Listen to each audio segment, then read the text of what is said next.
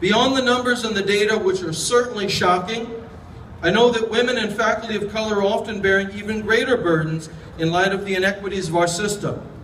I know a couple of full-time, tenured faculty, both women, who devoted a great deal of resources toward obtaining divorces, something that both had to do for their own sanity and safety. But the process was costly and it put them into debt.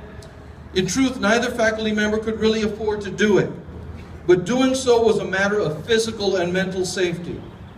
I had a discussion last quarter with a lecturer who served our system for nearly 25 years. And she told me that she can only afford to eat out once each month. She has a favorite Chinese restaurant in her neighborhood where she treats herself once a month. She tries to make it a special occasion. She works on a couple of campuses and also teaches a course here and there in the community college system and is facing a future without retirement and savings. There is a profound sense of demoralization amongst faculty throughout this system. This cannot be overstated. We know that we are being exploited. We watch every day as administrative salaries rise and some new and unnecessary administrative position is created. And some MPP with a bachelor's degree and a smile and nothing else is hired and given a competitive salary far in excess of faculty who have devoted their lives to this system and to the project of educating California youth. There's an administrator on my campus who is fond of telling me that he knows that I should be paid better. Almost every time we meet, he says this to me. Now, does he think that merely admitting this is helpful in some fashion? Or is he taunting me, laughing in my face? I'm not sure that it really matters.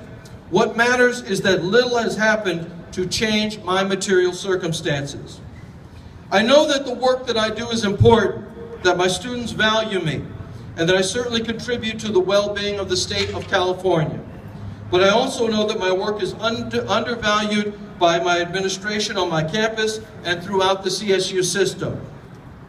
The only way for me to make a middle-class living in the CSU is to become an administrator, part of the managerial class whose salaries have risen precipitously, even in spite of the financial crisis.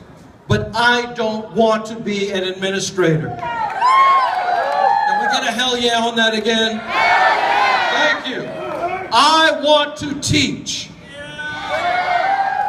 This is my calling, and as a faculty of color, I think it's paramount that I spend my career in the classroom, continuing to serve traditionally underrepresented populations. Unfortunately, this isn't a profession that I can encourage my students to enter.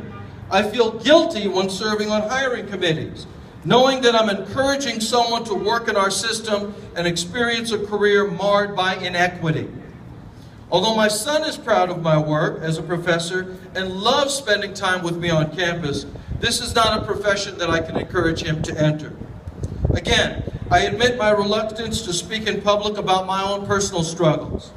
I'm embarrassed by my circumstances, but I do feel strongly that the silence has to be broken.